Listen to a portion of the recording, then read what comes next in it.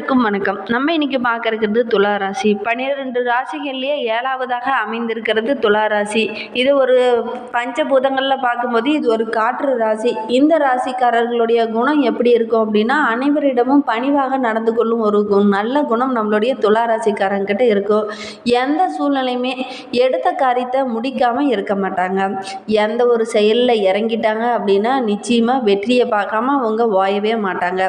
அனைவரிடமுமே அன்பாகவும் பாசமாகவும் பழக்கக்கூடியவங்க தான் நம்மளுடைய துலா ராசிக்காரங்க. அதே மாதிரி ஒவ்வொருத்தரிடையுமே ரொம்ப அக்கறையாக செயல்படுவாங்க. துலா ராசிக்காரங்க பொதுவாகவே யாரிடமும் நம்பிக்கை இல்லாதவர்களாக பெரும்பாலும் இருப்பாங்க.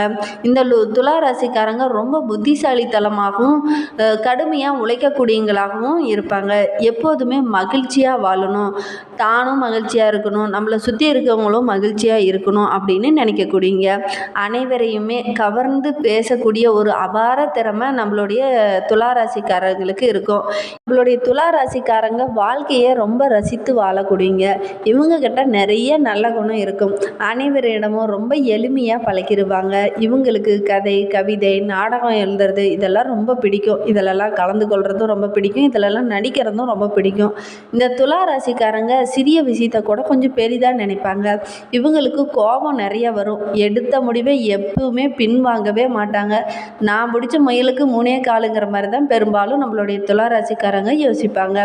இந்த துலா ராசிக்காரங்க மனிதர்களை மட்டுமின்றி மற்ற உயிரினங்களுக்கிட்டே பழகும் போதும் ரொம்ப அன்பாகவும் பாசமாகவும் பழகிருப்பீங்க. இது உண்மையா இல்லையா அப்படிங்கிறத எங்களுடைய கமெண்ட் பாக்ஸில் தெரிவிங்க. உங்களுடைய உறவுகள் வகையிலையோ நண்பர்கள் வகையிலையோ துலா ராசிக்காரங்கிட்ட பார்த்தீங்க அப்படின்னா அவங்களும் மிருகங்ககிட்டயோ அல்லது பெட் அனிமல்ஸ்கிட்டயோ ரொம்ப அன்பாக தான் பழகுறாங்களா அப்படிங்கிறத எங்களுடைய கமெண்ட் பாக்ஸில் தெரிவிங்க. வாங்க இந்த துலா ராசிக்காரர்களுக்கு அடுத்த 30 நாட்கள் கிரகநிலை எவ்வாறு அமைந்திருக்கு, தொழில் வியாபாரம் எப்படி அமைய போகுது, குடும்ப வாழ்க்கை எப்படி அமைய போகுது அப்படிங்கிறத எல்லாம் விளக்கமாக சொல்லியிருக்கோம். நிச்சயமாக இந்த வீடியோ உங்களுக்கு பயனுள்ளதாக தான் இருக்கும். அதனால் இந்த வீடியோவை ஸ்கிப் பண்ணாமல் கடைசி வரைக்கும் பாருங்கள். அடுத்து வரும் ஒவ்வொருத்தருமே நினைக்கக்கூடியது என்ன அப்படின்னா, அடுத்து வரும் நாட்களாவது நமக்கு சிறப்பாக இருக்குதா அப்படின்னு தான் ஒவ்வொருத்தருமே நினைப்போம். உங்களுக்கு அடுத்து வருகின்ற நாட்கள் எப்படி அமைந்திருக்கு அப்படிங்கிறத பார்க்கலாம் வாங்க. முன்னாடி நீங்கள் இப்போ தான் ஃபர்ஸ்ட் டைமாக நம்ம சேனலை பார்க்குறதா இருந்தால் நம்ம சேனலை சப்ஸ்கிரைப் பண்ணிவிட்டு கூடவே இருக்கிற பெல் ஐக்கானையும் கிளிக் பண்ணிக்கோங்க. அப்போ தான் நாங்கள் போடுற ஒவ்வொரு வீடியோவுமே உங்களுக்கு நோட்டிஃபிகேஷனாக வரும். நீங்கள் துலா ராசிக்காரங்களாக இருந்தால் மறக்காமல் நம்மளுடைய சேனலுக்கு ஒரு லைக் கொடுத்துக்கோங்க. வாங்க 30 நாட்களும் நம்மளுடைய துலா ராசிக்காரர்களுக்கு கிரக நிலை எவ்வாறு அமைந்திருக்கு அப்படிங்கிறத பார்க்கலாம். பஞ்சமஸ்தானத்தில் சனி, ரண ருண ரோகஸ்தானத்தில் ராகு, கலஸ்திரஸ்தானத்தில் சந்திரன் செவ்வாய், அஷ்டமஸ்தானத்தில் குரு, பாக்கியஸ்தானத்தில் சூரியன் சுக்கிரன், தொழில் ஸ்தானத்தில் புதன், அயனசைன போகஸ்தானத்தில் கேது என கிரக நிலைகள் அடுத்த 30 நாட்களும் இருக்குது. இந்த கிரக நிலை மாற்றம் எப்போ ஏற்பட போகுது அப்படின்னா, ஜூலை 11ஆம் தேதி அன்று கலஸ்திரஸ்தானத்திலிருந்து அஷ்டமஸ்தானத்திற்கு மாற இருக்கிறார். ஜூலை 16ஆம் தேதி அன்று சூரியன் பாக்கியஸ்தானத்திலிருந்து தொழில் ஸ்தானத்திற்கு மாற இருக்கிறார். இதனால் நம்மளுடைய துலா ராசிக்காரர்களுடைய வாழ்க்கையில் என்னென்ன நற்பலன்கள் கிடைக்க போகுது, நீதிக்கு முன்னால் அனைவரும் சமம் என்பதற்கேற்ப செயல்படக்கூடியங்க தான் நம்மளுடைய துலா ராசிக்காரங்க. ஒரு பக்கம் சாதகமாகவும் மறுபக்கம் பாதகமாகவும் நடந்து கொள்ளாமல் எப்பவுமே நடுநிலையை கடைபிடிக்கணும் அப்படின்னு நினைக்கக்கூடியங்களும் நம்மளுடைய துலா ராசிக்காரங்க தான். இந்த துலா ராசிக்காரர்களுடைய ராசி சிம்பிளுக்கு ஏற்ப தான் இவங்களுடைய குணநலங்களும் பெரும்பாலும் இருக்கும். இவங்களுக்கு அடுத்து வரும் 30 நாட்களும் எப்படி அமைந்திருக்கு அப்படிங்கிறத பார்க்கலாம். மனதில் நல்ல ஒரு உறுதி இருக்கும். எடுத்த முயற்சியில் சாதனை பண்ணணுங்கிற ஒரு வேகம் இருக்கும். அதனாலேயே உங்களுடைய தொழில் வியாபாரத்தில் நல்ல ஒரு முன்னேற்றம் இருக்க போகுது. எதிர்பாலினத்தவர்கிட்ட பேசும்போதும் பழகும் போதும் மட்டும் கொஞ்சம் நிதானத்தை கடைபிடிங்க. வீண் செலவுகள் கொஞ்சம் அதிகமாகவே இருக்குது இந்த மாதத்தில். வீட்டை விட்டு வெளியில் சென்று தங்க வேண்டிய ஒரு சூழ்நிலையும் ஒரு சில துலா ராசிக்காரர்களுக்கு அமைந்திருக்கு. குடும்பத்தில் இதுனா வரைக்கும் ஒரு சில பேர்த்துக்கெல்லாம் நிம்மதி இல்லாத ஒரு சூழ்நிலை இருந்திருக்கும். கணவன் மனைவிக்கு இடையே கூட சின்ன சின்ன சண்டைகளும் பிரச்சனைகளும் இருந்திருக்கும். இனி அந்த பிரச்சனையெல்லாம் நீங்கி நல்ல ஒரு ஒற்றுமை அதிகரிக்கும். வீடு வாகனங்களுக்காக கொஞ்சம் கூடுதலாக செலவு செய்ய வேண்டிய ஒரு சூழ்நிலை நம்மளுடைய துலா ராசிக்காரர்களுக்கு இருக்குது. பிள்ளைகளுக்காக கொஞ்சம் கூடுதலாக உழைக்க வேண்டிய சூழ்நிலையும் நம்மளுடைய துலா ராசிக்காரர்களுக்கு இப்போ இருக்குது. பெண்களுக்கு எதிர்பார்த்த காரியங்கள் அனைத்துமே நடந்து முடியும். செலவு கொஞ்சம் அதிகமாக இருந்தாலும் நல்ல ஒரு பலன் கிடைக்க போகுது. மற்றவர்களுக்காக பொறுப்பேற்காமல் இருக்கிறது கொஞ்சம் நல்லது. யாருக்குமே இந்த டைமில் நீங்கள் வாக்குறுதி கொடுக்க வேண்டாம். அப்படி வாக்குறுதி கொடுத்தீங்க அப்படின்னா அந்த வாக்குறுதியை நீங்கள் காப்பாற்றுறதுக்காக கடுமையாக பாடுபட வேண்டிய ஒரு சூழ்நிலை இருக்குது. தொழில் வியாபாரம் தொடர்பான முக்கிய முடிவுகள்லாம் எடுக்கும்போது கொஞ்சம் தடுமாற்றம் ஏற்படும். அதனால் உங்களுடைய குடும்ப உறுப்பினர்கிட்ட கொஞ்சம் ஆலோசனை கேட்டு அதன் பிரகாரம் செயல்படுங்க. அதே மாதிரி இந்த டைமில் நீங்கள் கொஞ்சம் ஆலோசனை பெற்றீங்க அப்படின்னா நிச்சயமாக நல்ல ஒரு லாபத்தை எதிர்பார்க்கலாம். ராசிக்காரர்களுக்கு எங்கேயாவது வெளியில் பயணம் செல்வீங்க. அப்படி பயணம் செய்கிறதன் மூலிமா ஒரு புதிய நண்பரை நீங்கள் சந்திக்க இருக்கீங்க. அந்த சந்திப்பின் மூலிமாவும் நல்ல ஒரு சாதகமான பலன்லாம் உங்களுக்கு கிடைக்க போகுது. உத்தியோகத்தில் இருக்கவங்க நீண்ட நாட்களாக பணியில் ஏதாவது இடமாற்றம் பதவி உயர்வு வேணும்னு ரொம்ப நாளாக கேட்டுட்டு இருந்திருப்பீங்க. அதெல்லாம் கிடைக்கிறதுக்கான வாய்ப்பு இப்போ இருக்குது. அதே மாதிரி உங்களுடைய உத்தியோகத்தில் நல்ல ஒரு புதிய பொறுப்புலாம் உங்களுக்கு கிடைக்கிறதுக்கான வாய்ப்பெலாம் இருக்குது. பொறுப்புகள் கொஞ்சம் கூடுதலாக இருக்கிறதுனால பணி சுமையும் கொஞ்சம் கூடுதலாக இருக்கும். இதனால் நீங்கள் கவலைப்பட வேண்டாம். உங்களுடைய எதிர்காலம் இன்னும் பிரகாசமாக அமைய போகுது. அடுத்தவர் செயலுக்கு நீங்கள் கொஞ்சம் பொறுப்பேற்காமல் இருக்கிறது நல்லது. முடிந்த அளவுக்கு உங்களுடைய வேலையை நீங்களே செய்யுங்க. அடுத்தவங்ககிட்ட ஒப்படைக்காதீங்க. அப்படி ஏதாவது ஒப்படைத்தீங்க அப்படின்னா சின்ன சின்ன பிரச்சனைகளும் சிக்கல்களும் வரும். கவனமாக இருங்க. அலுவலகத்தில் பணம் கொடுக்கல் வாங்கல் வேலையில் இருக்கிறவங்க ரொம்ப கவனமாக இருங்க. நிதி சம்பந்தமான பிரச்சனை ஏதாவது வரலாம். கவனமாக இருக்கிறது ரொம்பவும் நல்லது.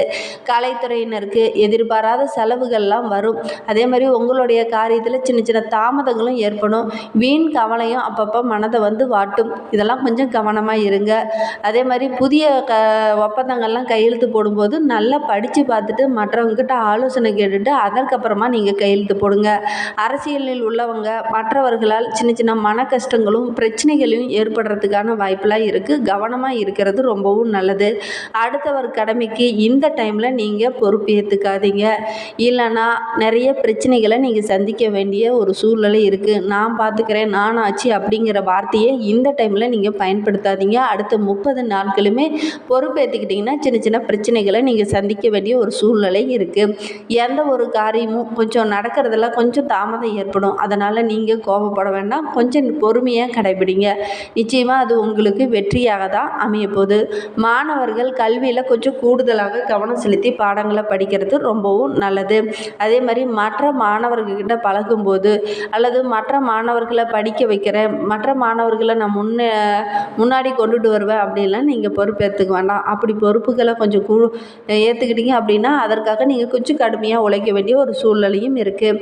சித்திரையில் பிறந்தவர்களுக்கு அடுத்த 30 நாட்களும் எப்படி அமைந்திருக்கு அப்படிங்கிறத பார்க்கலாம். செவ்வாயின் சஞ்சாரத்தால் குடும்பத்தில் இருப்பவர்களை அனுசரித்து செல்வது ரொம்பவும் நல்லது. கணவன் மனைவியிடந்து இடைவெளியெல்லாம் குறைந்து நல்ல ஒரு ஒற்றுமை அதிகரிக்கும். பிள்ளைகளுடைய எதிர்காலத்தை பற்றி உங்களுடைய சிந்தனை அதிகரிக்கும்.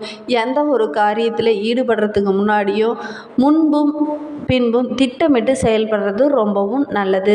பணம் வரது இந்த டைமில் கொஞ்சம் சிறப்பாகவே இருக்குது. அதே மாதிரி செலவுகளை மட்டும் கொஞ்சம் கூடுதலாக கவனம் செலுத்துங்க. செலவுகள் கொஞ்சம் அதிகமாக இருக்கும். இதனால் சின்ன சின்ன பிரச்சனைகள் வரும். கவனமாக இருங்க. சுவாதி நட்சத்திரத்தில் பிறந்தவங்களுக்கு அடுத்த 30 நாட்கள் எப்படி அமைந்திருக்கு அப்படிங்கிறத பார்க்கலாம். உங்களுடைய காரியத்தில் நிச்சயமாக உங்களுக்கு வெற்றி கிடைக்க போகுது. உங்களுக்கு தேவையான அனைத்து உதவிகளும் கிடைக்கும். எதிர்பாராத சின்ன சின்ன செலவுகள் மட்டும் வரும். அதெல்லாம் மட்டும் கொஞ்சம் கவனமாக இருங்க. சொத்து மனை சம்பந்தமான காரியங்களில் சின்ன சின்ன தடைகளும் தாமதமும் ஏற்படும். வீண் பயன்லாம் இப்போ வேண்டாம். இந்த டைமை பொறுத்த வரைக்கும் நல்ல ஒரு முன்னேற்றம் இருக்கும். அதே மாதிரி ஒரு சில இதில் மட்டும் கொஞ்சம் முன்னேற்றம் இல்லாத ஒரு சூழ்நிலை இருக்கும். கரெக்டாக இது நடக்கணும் அப்படின்னு நினச்சிட்டு இருப்பீங்க. அதில் மட்டும் கொஞ்சம் தாமதம் ஏற்படும். அதனால் கொஞ்சம் மன உளைச்சல் ஏற்படுறதுக்கான வாய்ப்பு இருக்குது. வழக்கு விவகாரங்கள் எல்லாம் வர்றதுக்கான வாய்ப்பு இருக்குது. கவனமாக இருங்க. இந்த டைமு எந்த ஒரு வேலையும் மற்றவர்களை நம்பி ஒப்படைக்க வேண்டாம். துலா ராசியில் விசாகம் நட்சத்திரத்தில் மாதத்தில் பிறந்தவங்களுக்கு அடுத்த வரும் 30 நாட்களும் எப்படி அமைந்திருக்கு அப்படிங்கிறத பார்க்கலாம். எந்த ஒரு செயல்லையும் ரொம்ப எச்சரிக்கையாக செயல்படுறது ரொம்பவும் நல்லது. சிலர்லாம் வெளியூர் செல்வதற்கான யோகமெல்லாம் இருக்குது. எதிர்பாலினத்தவரிடம் பழகும்போது மட்டும் கவனமாக இருங்க. மனதில் ஒரு புதுவிதமான தெம்பும் சுறுசுறுப்பும் காணப்படும். அதே மாதிரி வீட்டில் ஏதாவது ஒரு மகிழ்ச்சிகரமான செய்தி நடக்க இருக்குது. மேலும் உங்களுடைய வாழ்க்கை சிறப்பாக அமையறதுக்கு ஞாயிற்றுக்கிழமையில் மாரியம்மனை வழிபட்டுடுவாங்க. உங்களுடைய வாழ்க்கையில் உள்ள பிரச்சனைகள் அனைத்தும் படிப்படியாக குறைய ஆரம்பிக்கும். குடும்பத்திலேயும் நல்ல ஒரு ஒற்றுமை அதிகரிக்கும். மேலும் உங்களுடைய வாழ்க்கை சிறப்பாக அமையறதுக்கு இதை மட்டும் நீங்கள் செய்து பாருங்கள். உங்களுடைய வாழ்க்கை இன்னும் சிறப்பாக அமையும். இந்த மாதிரி பயனுள்ள தகவலை நீங்கள் தொடர்ந்து கேட்கணும்னு நினச்சிங்கன்னா நம்ம சேனலை சப்ஸ்கிரைப் பண்ணிவிட்டு கூடவே இருக்கிற பெல் ஐக்கானையும் கிளிக் பண்ணிக்கோங்க. அப்போ தான் நாங்கள் போடுற ஒவ்வொரு வீடியோவும் உங்களுக்கு நோட்டிஃபிகேஷனாக வரும். நீங்கள் துலா ராசிக்காரங்களாக இருந்தால் மறக்காமல் நம்மளுடைய சேனலுக்கு ஒரு லைக் கொடுத்துக்கோங்க. தேங்க்யூ.